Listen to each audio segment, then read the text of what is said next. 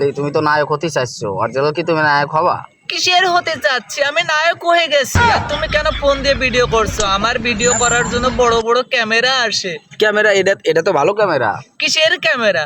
বড় বাঁশের মতো, লাঠির মতো স্ট্যাম্প আসে, ছাতির মতো আসে, বৃষ্টি ছাড়াও আলো জ্বলে। আমার তো ছাতি লাগে না, পুরো আকাশটাই ছাতি আমার। কিসের আকাশ?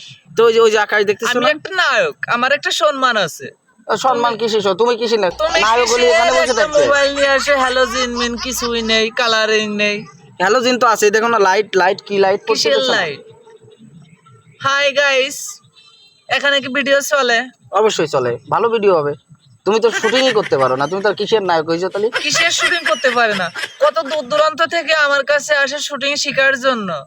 কবে আসছে? কোনদিন আসছে? অপবিশ্বাস আসছে, তারপরে ওই যে মেয়ে বলে না বিদেশ, ওই মেয়ে তো আমার কাছে ট্রেনিং নেছে।